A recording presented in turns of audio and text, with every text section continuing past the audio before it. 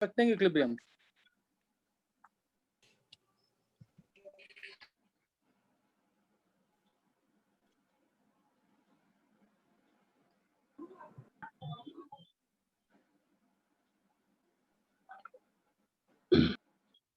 Clear. Next topic है, theory वाला topic है, इंपॉर्टेंट है. इसके अंदर एक बहुत इंपॉर्टेंट प्रिंसिपल आएगा, ली चैटलियर्स प्रिंसिपल. वो बहुत इंपॉर्टेंट प्रिंसिपल है, सही ना? तो नोट करेंगे, फैक्टर्स अफेक्टिंग इक्विलिब्रियम. इसमें जो फैक्टर स्टडी करने हैं वो मेन तो टेम्परेचर, प्रेशर, कंसंट्रेशन, ये वाले.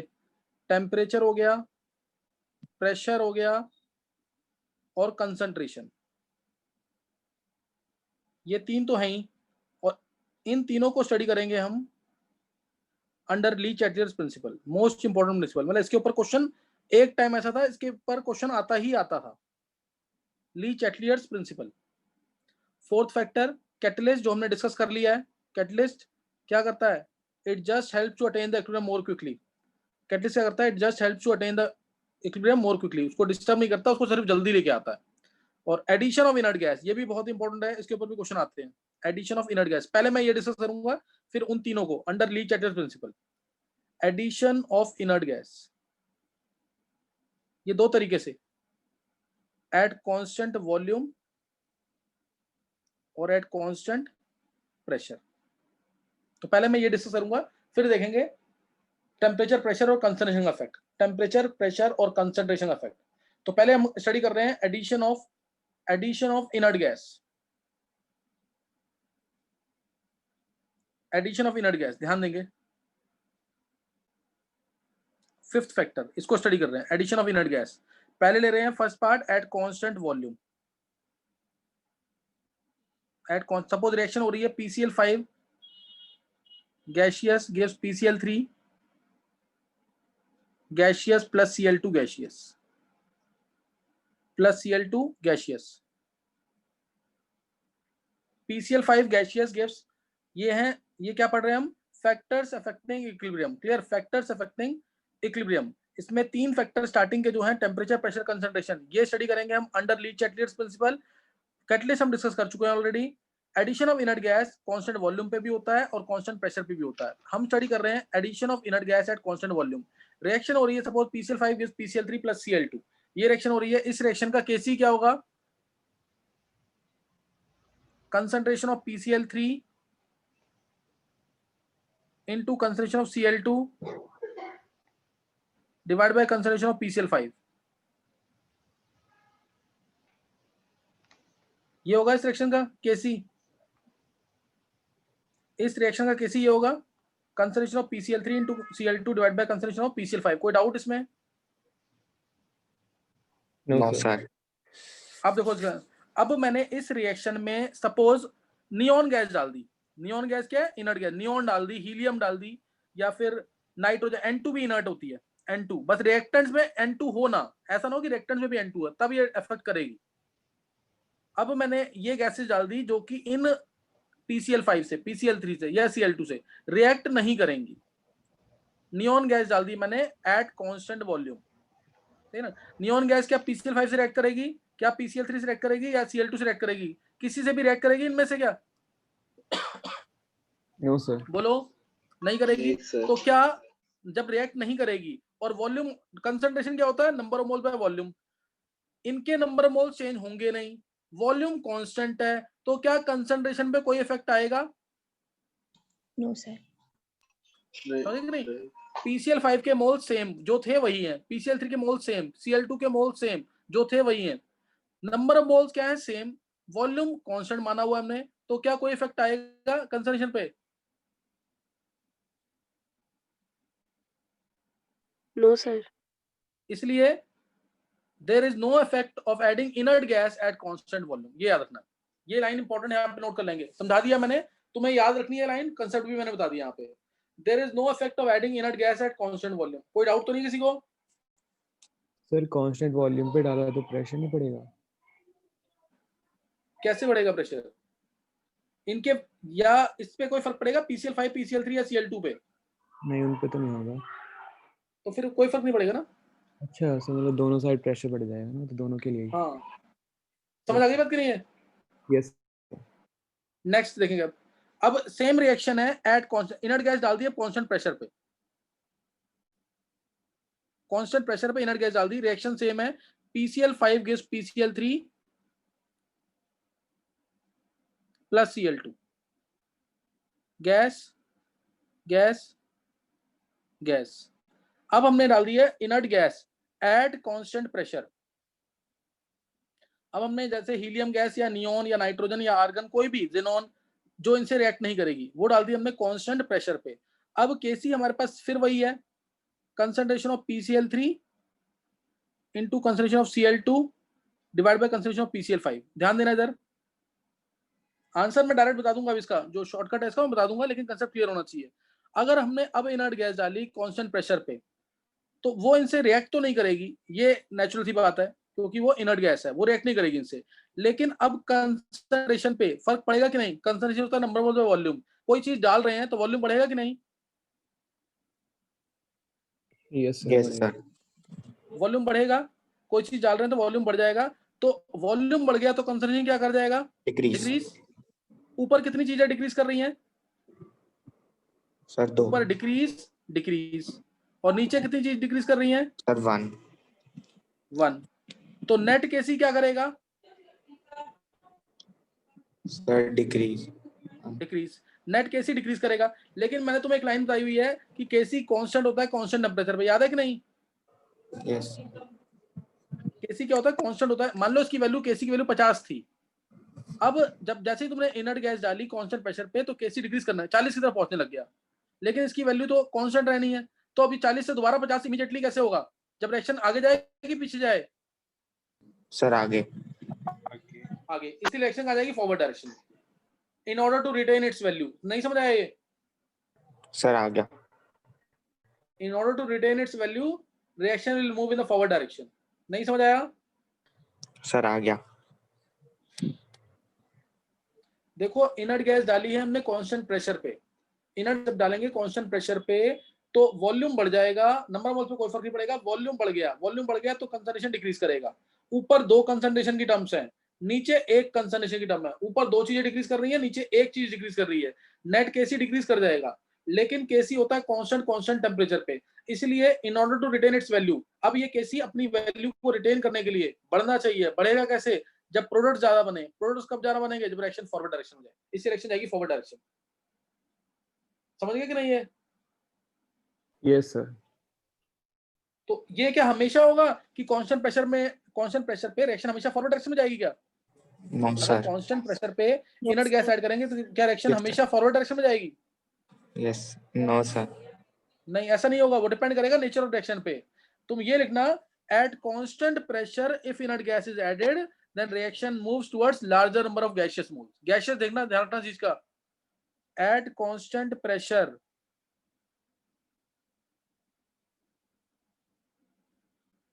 if inert gas is added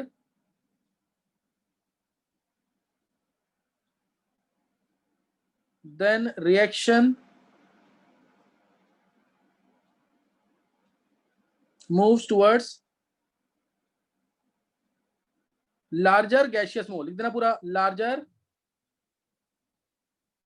larger gaseous moles। तो ये लाइन याद रखनी है हमेशा, कंसेप्ट मैंने सिखा दिया है लेकिन ये लाइन तुम्हें याद रखनी है। सर अगर रिएक्शन रिवर्स हो जाएगी तो क्या होगा? रिवर्स हो जाएगी मतलब, जैसे मान कोई भी रिएक्शन ले ली, ये ले लिया अगली रिएक्शन, कोई भी रिएक्शन ले लो तुम, जैसे N2 + 3H2 ये गैसियस रिएक्शन है, N2 + 3H2 gives 2NH3, तो इस केस में रिएक्शन बढ़ जाएगी केसी को अपनी वैल्यू रिटेन करने के लिए। केसी ऊपर की टर्म्स कितनी है? केसी इसमें क्या होगा? NH3 का स्क्वायर बाय N2 × H2 का क्यूब। तो नेट केसी इसमें क्या होगा? कांस्टेंट प्रेशर में नीचे 4 टर्म डिक्रीज करेंगी, ऊपर 2 टर्म डिक्रीज करेंगी, तो नेट केसी इंक्रीज करेगा। अब यस सर। इंक्रीज करेगा तो अब वो कम होना चाहिए। कम कब होगा? जब प्रोडक्ट खत्म हो। प्रोडक्ट कब खत्म होंगे? जब रिएक्शन बैकवर्ड जाएगी। Okay sir. इस केस में रिएक्शन, तुम्हें बस एक लाइन में आंसर क्या रखना है, towards larger number of gaseous moles. Gaseous mole यहाँ कितने हैं? 4, यहाँ कितने हैं? 2, तो रिएक्शन जाएगी बैकवर्ड। ये लाइन मत भूलना बस। कांस्टेंट वॉल्यूम पे इनर्ट गैस ऐड की, नो इफेक्ट। कांस्टेंट वॉल्यूम पे इनर्ट गैस ऐड की, नो इफेक्ट। कांस्टेंट प्रेशर पे इनर्ट गैस ऐड करेंगे तो reaction moves towards larger number of moles. बस ये लाइन याद रखनी है, reaction moves towards larger number of moles. कोई डाउट तो नहीं है? बोलो। No sir. चलो नेक्स्ट नोट करना। नेक्स्ट नोट करेंगे अब यहाँ से मोस्ट इंपोर्टेंट प्रिंसिपल, जैसे मैंने तुम्हें बताया स्कूल में कभी भी पेपर होगा तो उसमें तुम्हारा question KP equal to KC RT raise to delta N, इसकी डेरिवेशन 99% है कि आएगी आएगी, इसकी डेफिनेशन। ऐसे ही मैं अगला जो प्रिंसिपल लिख रहा हूँ ली चैटर्जी प्रिंसिपल, इसकी डेफिनेशन जरूर आएगी, ली चैटर्जी प्रिंसिपल। ये क्या कहता है, कोई भी सिस्टम अगर इक्विलिब्रियम पे है, कोई भी सिस्टम अगर इक्विलिब्रियम पे है, अगर हम उस पे टेम्परेचर का चेंज करें, प्रेशर का चेंज करें या कंसंट्रेशन का चेंज करें, तो रिएक्शन उधर जाएगी जहां पे ये सारे चेंज क्या हो रहे हैं, न्यूट्रलाइज हो रहे हैं, खत्म हो रहे हैं, चेंज नहीं आ रहे हैं। मैंने इसका एग्जांपल भी लिया हुआ काफी बार, जैसे सोडा वाटर बॉटल है, उसमें जैसे ही हम उसको ओपन करते हैं, जैसे ही उसका कॉक ओपन करते हैं, इमीडिएटली गैस तेजी से बाहर निकलती है। क्यों? क्योंकि बाहर का प्रेशर कम है, जो गैस का प्रेशर बॉटल के अंदर है वो ज्यादा है, इसलिए गैस तेजी से बाहर निकलती है in order to maintain the equilibrium. कपड़े डालते हैं, गीले कपड़े डालते हैं, कुछ टाइम पर तो सूख जाते हैं, again in order to maintain the equilibrium. तो यही प्रिंसिपल कहता है, ली चैटर्जी प्रिंसिपल। कोई भी सिस्टम जो इक्विलिब्रियम पे है, ये याद ना, इसी कंडीशन है, अगर तुमने ये मेंशन नहीं किया एट इक्विलिब्रियम, तो इस डेफिनेशन का कोई मीनिंग नहीं है। If any system which is at equilibrium is subjected to change in temperature, pressure or concentration, then a reaction shifts in that direction, which tends to neutralize the, which tends to cancel the, which tends to undo the effect of change imposed. ये इसकी statement है, दोबारा लिख लो। If any system at equilibrium, जल्दी लिख लेंगे एक बार। If any system at equilibrium is subjected to, if any system at equilibrium is subjected to change in, at equilibrium पे अंडरलाइन भी कर देना, is subjected to change in temperature, pressure or concentration, is subjected to change in temperature, pressure or concentration, then equilibrium or reaction shifts in that direction, then equilibrium or reaction shifts in that direction, which tends to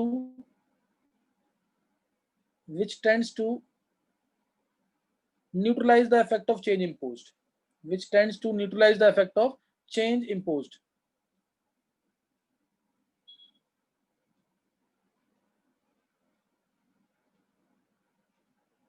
अब देखेंगे, ये statement मैंने बता दी इसकी। अब note करेंगे temperature, pressure और concentration का इफेक्ट। टेम्परेचर, प्रेशर और कंसंट्रेशन का इफेक्ट स्टडी करेंगे। एक मैं रिएक्शन लेके समझा रहा हूं इसे तुम्हें। टेम्परेचर, प्रेशर और कंसंट्रेशन, पहले ले लेते हैं कंसंट्रेशन। ध्यान देना, रिएक्शन में ले रहा हूं, हेबर्स प्रोसेस ले रहा हूं मैं। 12th वालों को सबको पता होगा हेबर्स प्रोसेस क्या होता है, 11th वालों को भी याद करना है हेबर्स प्रोसेस क्या होता है। वंश,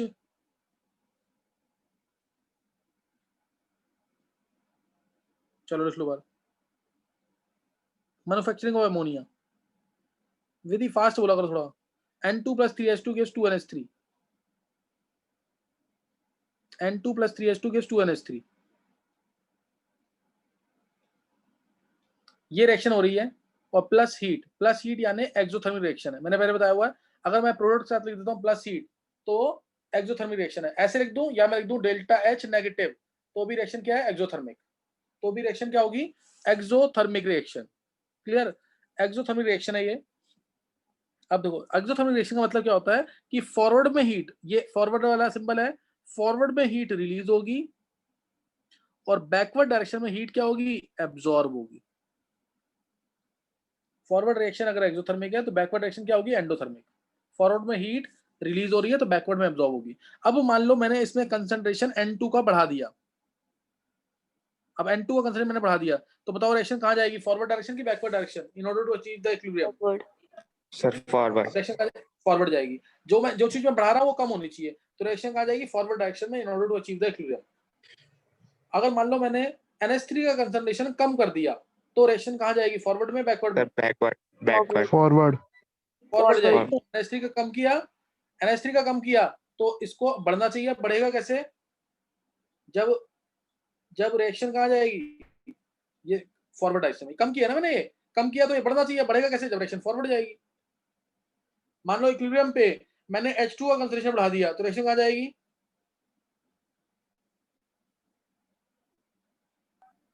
इक्विलिब्रियम पे हाँ H2 का कंसंट्रेशन बढ़ा दिया तो डायरेक्शन कहां जाएगी, फॉरवर्ड डायरेक्शन में। रिएक्टेंट्स का बढ़ा रहे हैं तो फॉरवर्ड डायरेक्शन, प्रोडक्ट्स का बढ़ा रहे हैं तो बैकवर्ड डायरेक्शन, ये लाइन याद रखना बस। और कम कर रहे हैं तो उसी डायरेक्शन में, रिएक्टेंट्स का कम कर रहे हैं तो रिएक्टेंट्स की तरफ यानी बैकवर्ड डायरेक्शन, प्रोडक्ट्स का कम कर रहे हैं तो फिर फॉरवर्ड डायरेक्शन। समझ आ गया कि नहीं? है yes sir. Effect of concentration simple सा है बिल्कुल, रिएक्टेंट्स का बढ़ा रहे हो तो फॉरवर्ड डायरेक्शन, प्रोडक्ट्स का बढ़ा रहे हो तो बैकवर्ड डायरेक्शन। ये स्कूल में पूछे जाते हैं ऐसे क्वेश्चंस, ये कर लेना इसको। नेक्स्ट करेंगे यहाँ पे, ये कंसंट्रेशन का इफेक्ट था ली चैटलियर प्रिंसिपल के अकॉर्डिंग। नेक्स्ट पढ़ेंगे यहाँ पे प्रेशर, प्रेशर का इफेक्ट। अगर मैं प्रेशर बढ़ाता हूं इस रिएक्शन पे तो क्या होगा, प्रेशर बढ़ाया रिएक्शन पे तो क्या होगा,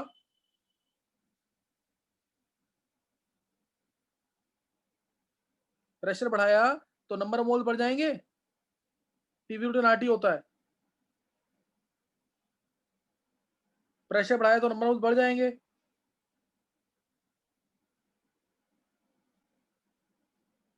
Yes. तो रिएक्शन कहां जाएगी, तो नंबर मोल्स सब कम होने चाहिए, तो रिएक्शन उस डायरेक्शन में जाएगी जहां नंबर मोल्स कम हो रहे हैं, तो रिएक्शन उस डायरेक्शन में जाएगी जहां नंबर मोल्स कम हो रहे हैं। कम कहां पे हैं, यहाँ कितने मोल्स हैं 4 और यहाँ कितने मोल्स हैं 2, तो रिएक्शन जाएगी फॉरवर्ड डायरेक्शन में,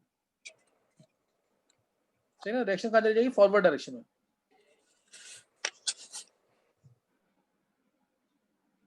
तो इसमें ये ध्यान रखना, इसके अंदर प्रेशर बढ़ाने से ये लाइन लिख देंगे, with increase in pressure reaction moves towards lesser number of gaseous moles, ये लाइन लिख देंगे, ये इंपॉर्टेंट लाइन है।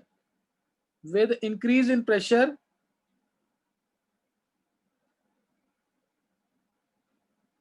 reaction moves towards lesser number of gaseous moles,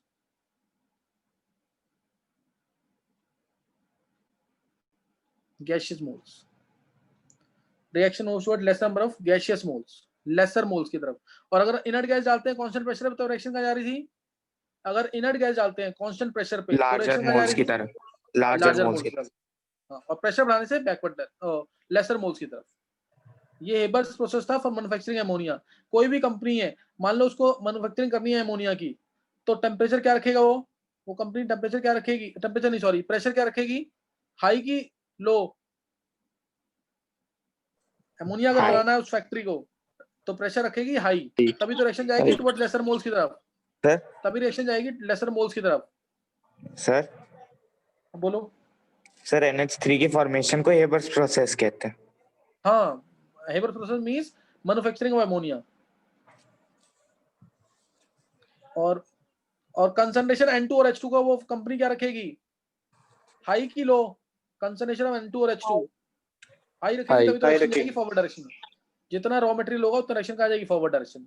समझ आ गया कि नहीं है? अब टेम्परेचर का इफेक्ट, चलो मैंने टेम्परेचर का इफेक्ट मैंने बताया नहीं है, तुम अपनी तरफ से बताओ। टेम्परेचर वो क्या रखेगी कंपनी, हाई की लो, लो लो क्योंकि रिएक्शन क्या है, एक्सोथर्मिक। तो नेचुरल सी बात है एक्सोथर्मिक रिएक्शन है, लेकिन ध्यान रखना टेम्परेचर लो रखने के बावजूद 723 केल्विन का टेम्परेचर चाहिए होता है। ये लो टेम्परेचर ही होता है केमिकल रिएक्शन के अंदर, बहुत हाई नहीं है। क्यों, क्योंकि हमें N2 के बॉन्ड भी तो तोड़ने हैं रिएक्शन को स्टार्ट करने के लिए, तो इसको लो टेम्परेचर ही बोलते हैं। और प्रेशर चाहिए होता है इसके अंदर 20 मेगापास्कल, 20 मेगापास्कल का प्रेशर चाहिए होता है।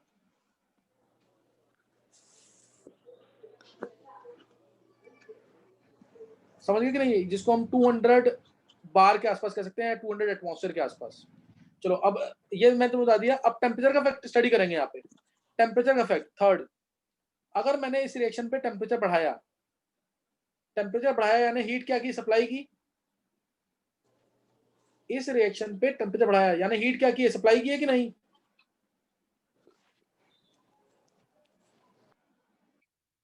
टेम्परेचर बढ़ाया यानी हीट सप्लाई की, तो रिएक्शन उस डायरेक्शन में जाएगी जहां पे ये हीट एब्जॉर्ब हो रही है। एब्जॉर्ब कहां हो रही है, बैकवर्ड डायरेक्शन में। रिएक्शन कहां जाएगी, बैकवर्ड डायरेक्शन में। तो ये ली चैटलियर प्रिंसिपल के अकॉर्डिंग है, और मैंने वैसे भी तुमको समझा रखा है ये थर्मोडायनामिक्स के अंदर। और इसको याद कैसे रखेंगे, इसको याद कैसे रखना है? आइस से वाटर बनाना है, अगर आइस से वाटर बनाना है तो टेम्परेचर हाई रखोगे लो रखोगे? हाई। और आइस से वाटर प्रोसेस क्या है, एंडोथर्मिक या एक्सोथर्मिक? एंडोथर्मिक। एंडोथर्मिक है। तो endothermic processes are always favoured by high temperature. Endothermic processes are always favoured by high temperature. तो इसलिए एक्सो किससे होंगे? लो टेम्परेचर से फॉरवर्ड में जाएंगे। वाटर से वाटर वेपर बन रहे हैं तो ये भी एंडोथर्मिक प्रोसेस है।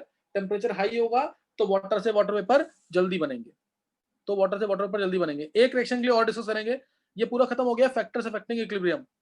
एक रिएक्शन के लिए तुम ट्राई करोगे, मान लो रिएक्शन है 2SO2 plus O2, gaseous reaction है, गैस 2SO3।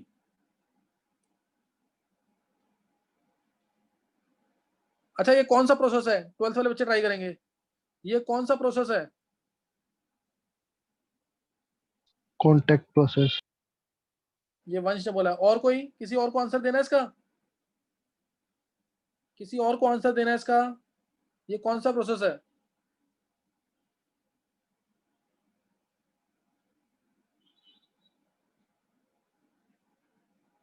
दक्ष,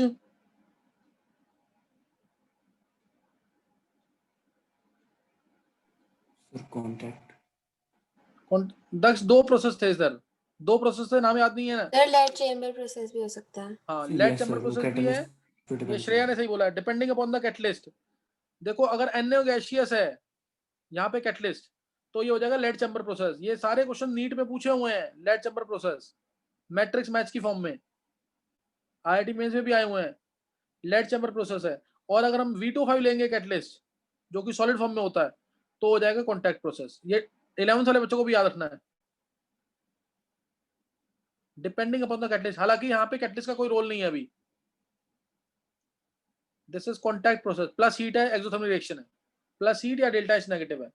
अगर NO गैसियस है कैटलिस्ट तो ये होगा लेड चैम्बर प्रोसेस, और अगर V25 कैटलिस्ट है वेनेडियम पेंटाऑक्साइड तो ये कॉन्टैक्ट प्रोसेस है। किस केस में लेड चैम्बर होमोजेनस है कि हेट्रोजेनस है? कॉन्टैक्ट प्रोसेस हेट्रोजेनस है कि होमोजेनस है?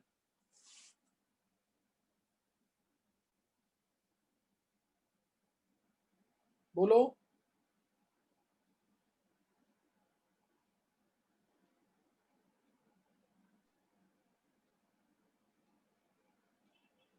NO गैसियस वाला कौन सा है, होमोजेनस कि हेट्रोजेनस? देखो कैटलिस्ट अगर सेम फेज में है एज दैट ऑफ रिएक्टेंट तो बोलेंगे होमोजेनस, तो लेड चैम्बर वाला क्या है, होमोजेनस है। और V25 जब डाला हमने कॉन्टैक्ट प्रोसेस में तो वो क्या होगा, हेट्रोजेनस, क्योंकि V25 किस फॉर्म में है, सॉलिड फॉर्म में, तो वो हेट्रोजेनस है। लेड चैम्बर वाला होमोजेनस है। सरफेस केमिस्ट्री में 7 एग्जांपल दी हुई है प्रोसेसेस की, वो जरूर कर लेना। और ये 11th वालों को भी याद रखना है, लेड चैम्बर प्रोसेस कौन सा है, जब NO गैसियस होगा कैटलिस्ट, और कॉन्टैक्ट प्रोसेस कौन सा है, जब V25 सॉलिड फॉर्म में कैटलिस्ट होगा। समझ गए कि नहीं? है तो ये ध्यान रखना इसके अंदर। नेक्स्ट नोट करना है, नेक्स्ट नोट करेंगे अब इसके अंदर। अगर हमने ये कुछ क्वेश्चन है, क्वेश्चन ध्यान देंगे अब। अगर हमने इसके अंदर SO3 का कंसंट्रेशन कम किया तो रिएक्शन कहाँ जाएगी? फॉरवर्ड। हाँ पहला केस, SO3 को कम किया तो रिएक्शन जाएगी फॉरवर्ड डायरेक्शन में, forward direction. Second case, concentration SO3 का कम किया था, अगर हमने यहाँ पे O2 का कंसंट्रेशन बढ़ाया तो रिएक्शन कहाँ जाएगी? फॉरवर्ड। फॉरवर्ड। चलो ये तुम्हें समझ आ गया इसका मतलब। अगर मैंने यहाँ पे प्रेशर बढ़ाया तो रिएक्शन कहाँ जाएगी? Forward. Sir forward. Forward. Towards lesser, हाँ towards lesser number of moles, forward direction. Fourth point, अगर मैंने यहाँ पे inert gas neon gas add की, suppose neon gas at constant pressure, तो रिएक्शन कहाँ जाएगी? Backward. Sir backward. Backward direction. और अगर मैं यहाँ पे नियॉन गैस ऐड की at constant volume, sir no change. No change. No change. बिल्कुल सही है। अब अगर हमने यहाँ पे टेम्परेचर बढ़ाया तो रिएक्शन कहाँ जाएगी? Backward. Sir backward. Backward direction, क्योंकि डायरेक्शन क्या है, एक्सोथर्मिक। ये ऐसे क्वेश्चन अगर आते हैं ऑब्जेक्टिव्स में कर लोगे ना सर अगर 2SO3 अगर आगे आ जाए और रिएक्टेंट्स पीछे चले जाए तो टेम्परेचर बढ़ाने से उल्टा हो जाएगा रिएक्शन सारा। फॉरवर्ड है।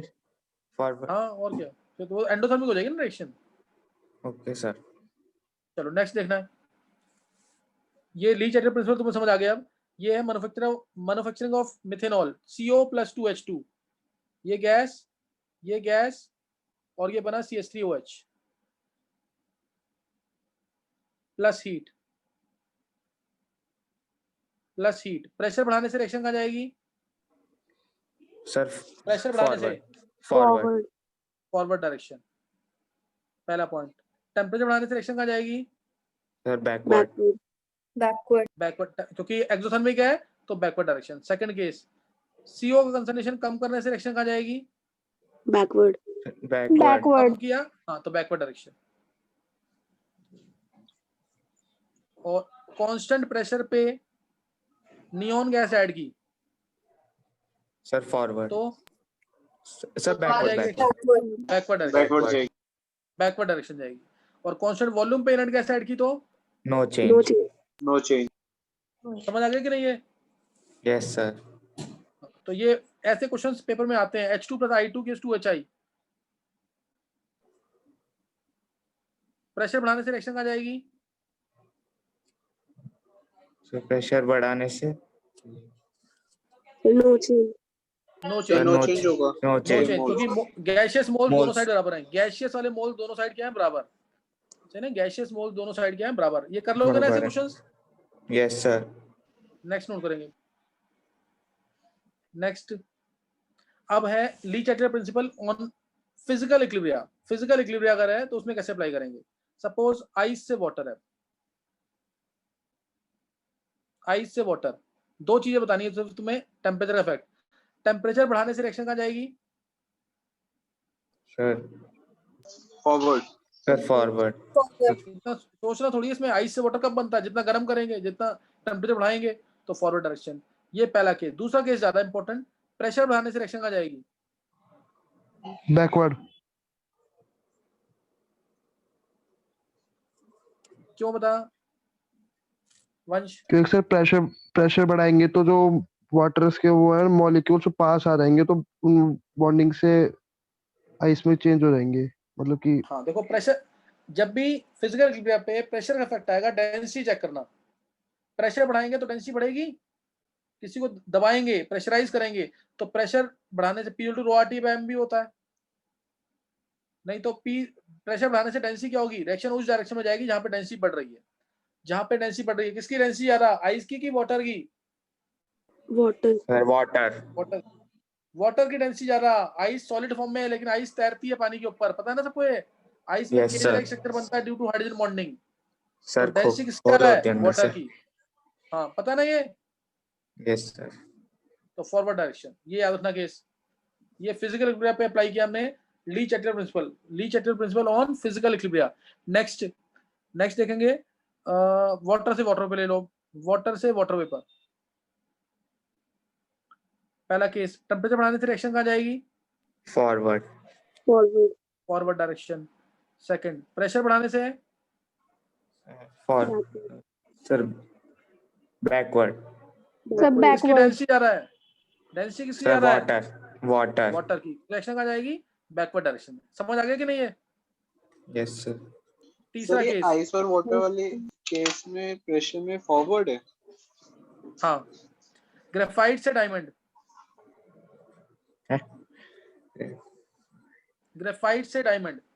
ग्रेफाइट टेम्परेचर बढ़ाने से रिएक्शन कहाँ जाती है इसमें?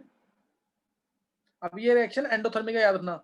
ग्रेफाइट प्लस हीट, 3 एग्जांपल दिए मैंने, तीनों के तीनों क्या है? Endothermic. Graphite plus heat gives diamond. Temperature बढ़ाने से रिएक्शन कहाँ जाएगी? Sir forward. हाँ फॉरवर्ड डायरेक्शन में, क्योंकि एंडोथर्मिक है। प्रेशर बढ़ाने से sir backward. Sir forward. Density किसकी ज्यादा होगी? Sir diamond. डायमंड। तो ये ध्यान रखना इसके अंदर, सही ना? तो ये ध्यान रखना इसके अंदर, इस तरह से क्वेश्चन करने हैं। नेक्स्ट हम नोट करेंगे एक चलो एक क्वेश्चन और लिख लेंगे। एक क्वेश्चन ये भी आता है, ली चैटर्जी प्रिंसिपल से रिलेटेड है। Why tooth decay by sweets, या how tooth decay by sweets.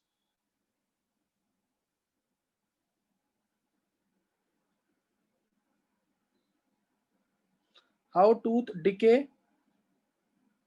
Bye sweets. किसी को याद है 12th वाले बच्चों को?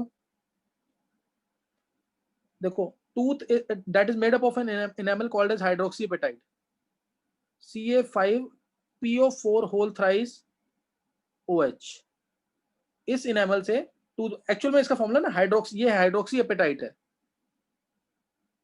Hydroxy apatite. एपेटाइट फैमिली याद होगी 12th वाले बच्चों को, ये होता है जैसे Ca3PO4 whole twice dot CaOH whole twice, तो इसे बोलते हैं हाइड्रोक्सी एपेटाइट, इसको बोलते हैं हाइड्रोक्सी एपेटाइट। ये वाला कंपोनेंट, ये वाला कंपाउंड बोन्स में प्रेजेंट होता है और इसमें कोई फर्क नहीं पड़ता, इसको कोई फर्क नहीं पड़ता था।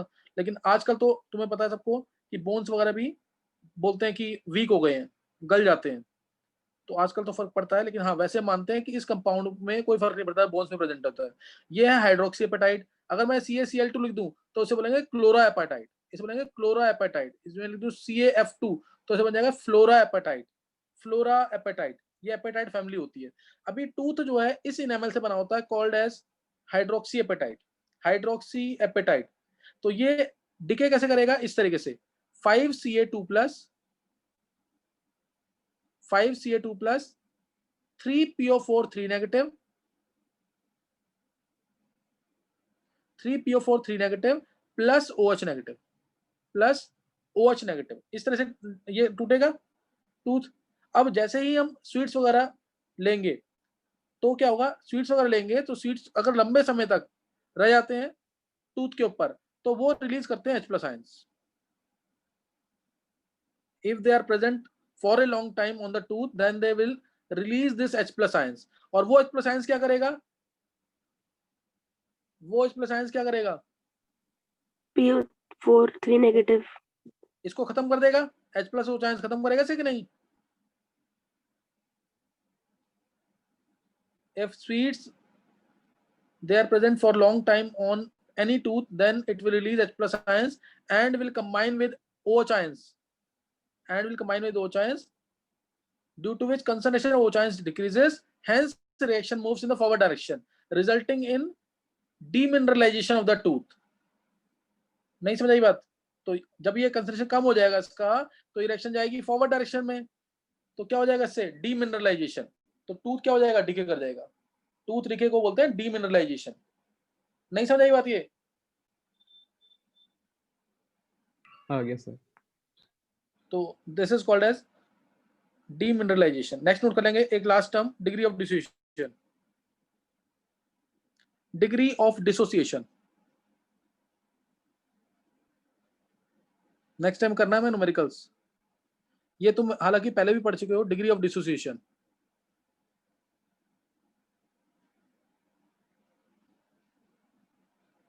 अगर कोई फॉर्मूला चाहेगा तो क्या फॉर्मूला होगा इसका? नंबर ऑफ मोल्स डिसोसिएटेड पर mole of the reactant, number of moles dissociated पर मोल ऑफ द रिएक्टेंट।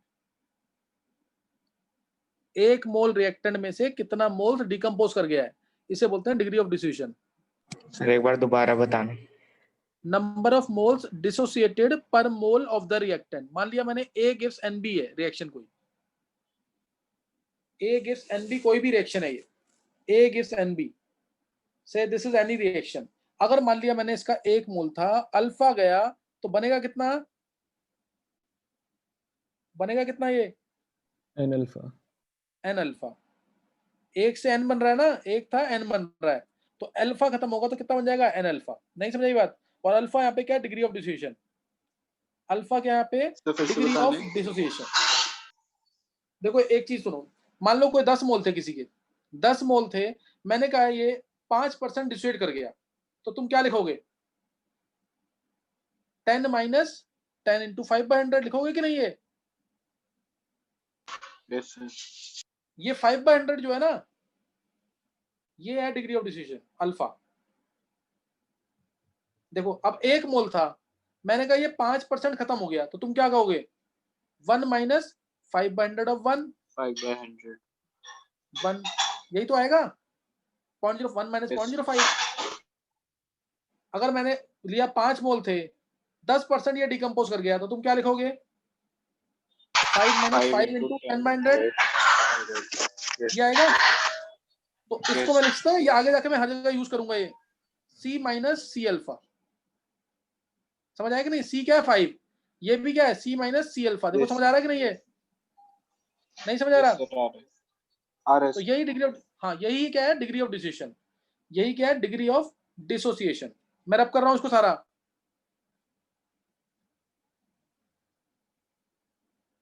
अब एक बार डेरिवेशन नोट कर लेंगे इसकी।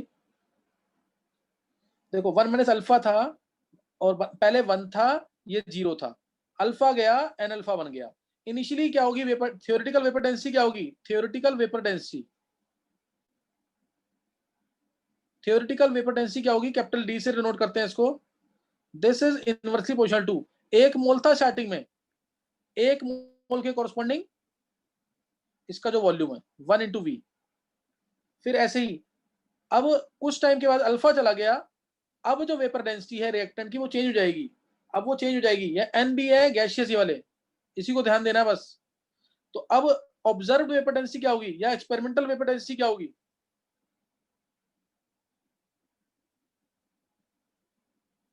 Small D. ये क्या होगी? अब कितने मोल्स हैं? 1 माइनस अल्फा। अब कितने मोल्स हैं? 1 minus alpha plus n alpha, 1 minus alpha plus n alpha moles हैं, सही ना? अब मोल्स कितने हैं? 1 minus alpha plus n alpha, ये मोल्स हैं। तो अब जो होगी डेंसिटी वो होगी 1 minus alpha plus n alpha into V, into V. अब डी बाई डी निकालो, क्या आएगा? ये 1 minus alpha plus n alpha, alpha क्या आ जाएगा यहाँ से? 1 by N minus 1 D minus D by D. देखो चेक करो फॉर्मूला समझ आया कि नहीं? है D minus D by D. Sir बोलो सर एक बार ये बताने 1 minus alpha plus n alpha क्यों लिया? ये अब जो ऑब्जर्व मास तुम्हें दिखेगा वो किसकी वजह से दिखेगा? ए भी होगा अब और बी भी होगा, तो 1 minus alpha plus n alpha. Okay sir. और इसको लिख सकते हैं एम टी, मैं इसको दोबारा भी समझा दूंगा एक तरीके और से, M T minus M O by M O, 1 by N minus 1 इसका मल्टीप्लाई कर देना। ये समझ आया कैसे लिखा मैंने? अपॉन में 1 बाय एन माइनस 1। ये समझ आया कि नहीं? वेपर डेंसिटी क्या होती है? मोलर मास बाय 2, पता है ना? देखो ये पढ़ा हो तुमने, molar mass is equal to twice into vapour density. तो यहां से आ गया, यहां से अल्फा जो आएगा, डिग्री ऑफ डिसिशन जो आएगा वो क्या आएगा? 1 by N minus 1 into M T है theoretical mass by minus observed mass. इसके न्यूमेरिक्स करेंगे नेक्स्ट टाइम ढंग से बिल्कुल, तब और क्लियर होगा तुम्हें, तब करेंगे इसको। जैसे N2 एग्जांपल लिया मैंने, N2O4 गिव्स 2NO2। मैंने कहा इसका डिग्री ऑफ डिसिशन निकालो, अल्फा निकालो इसका। अगर इसका ऑब्जर्व्ड मास 69 है, ऑब्जर्व्ड वेपर डेंसिटी ले लो 34.5 है, तो अल्फा क्या होगा इसका? तो अल्फा क्या होगा इसका? तो तुम क्या करोगे? सिंपल, ये 1 ये 0, 1 में से अल्फा जाएगा, बनेगा कितना? 2 अल्फा। यही तो करोगे। तो 1 minus alpha into 92 plus 2 alpha into 46 divide by 1 minus alpha plus 2 alpha. यहां तक कर लेना।